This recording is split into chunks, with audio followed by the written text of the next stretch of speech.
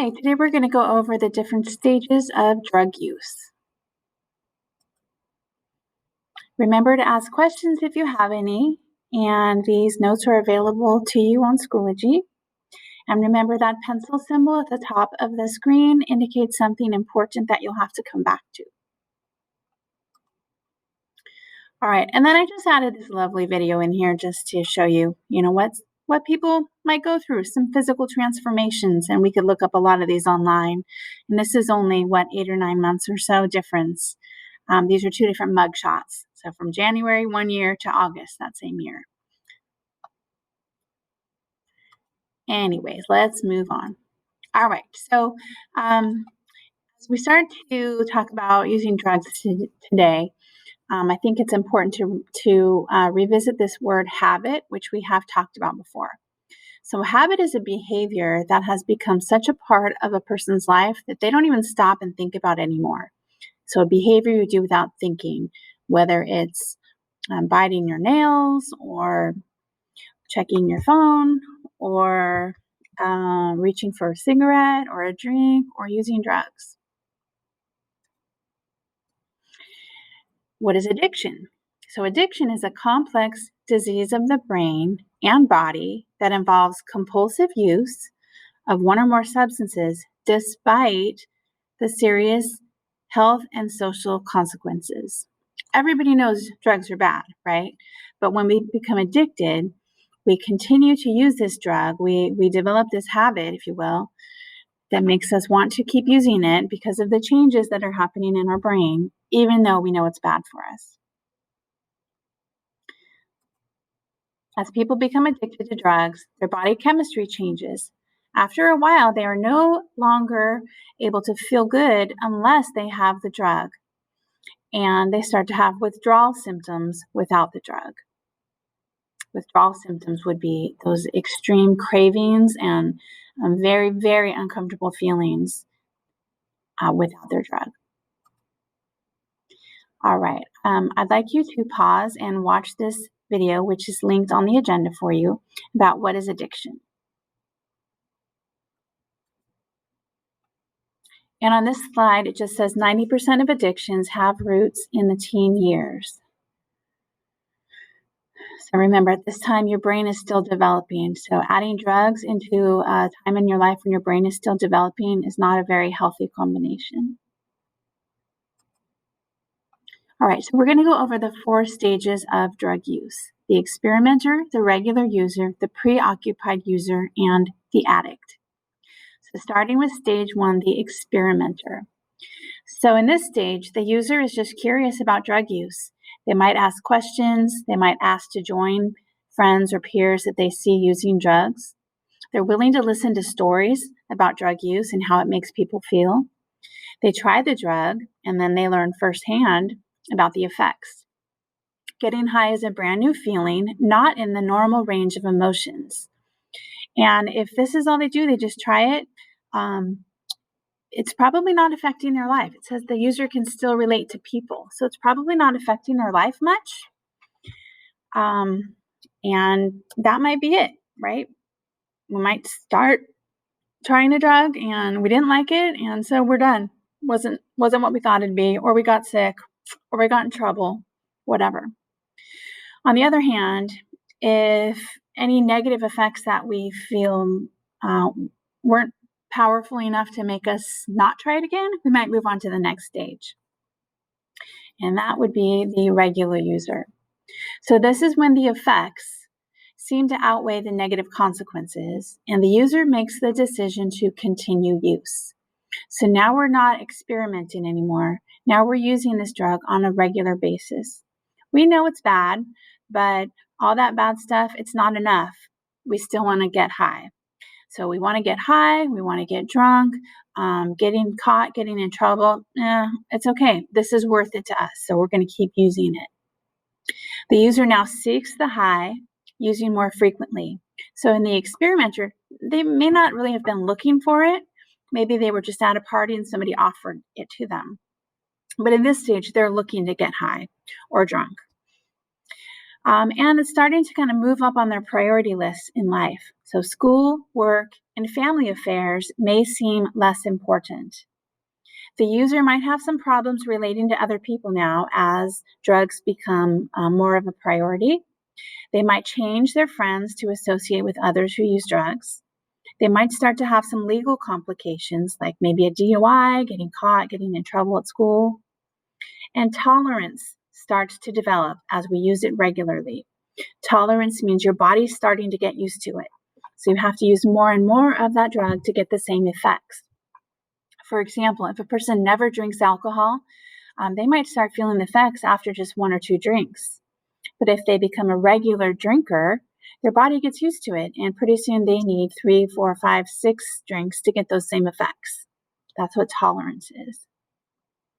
If the person continues to use, they'll move into stage 3, the preoccupied user.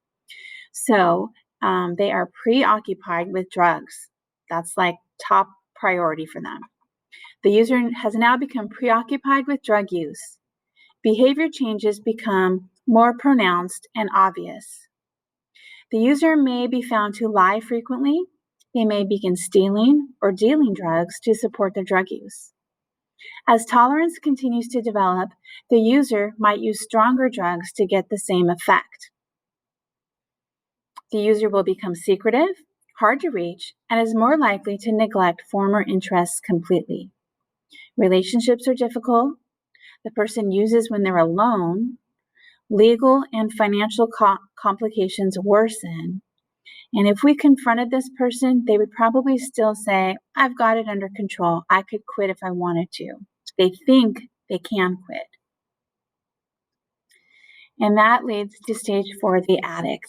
At this point, the user is dependent on the drug. He or she cannot face daily life without drugs, and they use them just to function and feel normal. The user no longer gets high. They must take the drug to survive. So they're using the drug just to get the drug into their body to prevent withdrawal symptoms. So they're probably not even getting drunk or high anymore. They just are getting the drug into their system.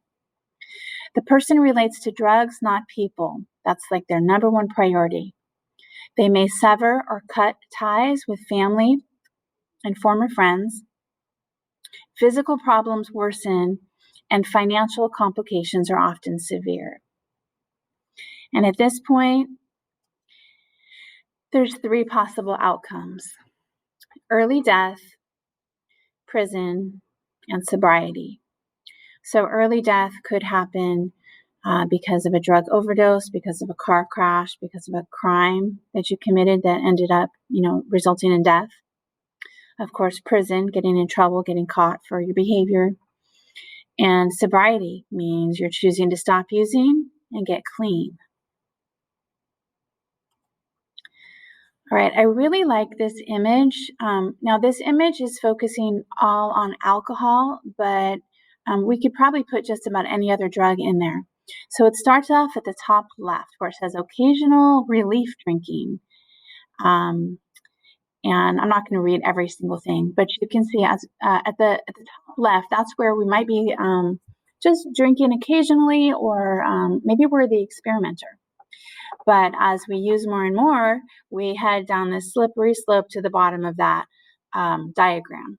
So some of the things that happen as we move downhill, we start to develop tolerance, we start to have blackouts, we start to feel guilty about how much we're drinking, we're having trouble with work and money, we're avoiding our family and friends, not making good decisions morally, physically, we're deteriorating, our health is not in good shape. And then at the bottom, there's kind of this loop here. It says complete defeat admitted, all alibis exhausted, vicious cycle continues. This is what we would call rock bottom. And so at this point, this is where a person would probably end up in one of those 3 situations on the previous slide. It might be death, being thrown into prison, or it might be something that is like a wake-up call. Maybe your family does an intervention on you, or you end up hurting a family member. Something happens where you realize you want help. And so let's head uphill now. So we have an honest desire for help. We learned that this addiction is a disease. We start to go into lots of different therapy, group therapy, individual therapy, family therapy. We start to take better care of our health, have a better group of friends, and so on. And honestly, you know how it doesn't level out at the top? Because for a lot of addicts, a relapse is something that they struggle with for their whole life. I personally have a friend who hasn't drinking in probably 5 years, but it is always a concern for her. I mean, so much so that she has trouble going to the grocery store because she's always tempted to buy alcohol. All right. When it comes to helping a person, sometimes we think we're helping, but really we are enabling. So I just want you to understand the difference between the two. Enabling a person means we're supplying them with the means or the knowledge or the opportunity. We're making them able. So let's see, when it comes to drinking, maybe we have a family member who's been using alcohol and they've lost their job. They're, really struggling financially and they ask you for some money. You might think you're helping, but really you could be enabling them. Now you're giving them an opportunity where they have money to buy alcohol. On the other hand, helping a person means we're giving them assistance. We're trying to promote them. So with this same situation, the same person, maybe instead of giving them money, maybe we could invite them into our home to give them a meal, or we could drive them to a shelter where they could stay, or to a counseling appointment, that sort of a thing. That would be helping them. All right, there's a video here about how anybody can become addicted to drugs. Now remember, nobody starts back at that first stage, the experimenter they're just curious about the drugs. Nobody ever starts there and says, I hope I become addicted to drugs, right? Nobody does that. But unfortunately, a lot of people do become addicted. And then there is this video to watch, the Swiss cheese model of drug addiction. And then a discussion question. So after watching those two videos on the previous two slides, identify 3 things that a person might do to prevent addiction or to shrink the holes in their Swiss cheese. You got to watch the video to understand that. And that'll be on Schoology for you to respond to.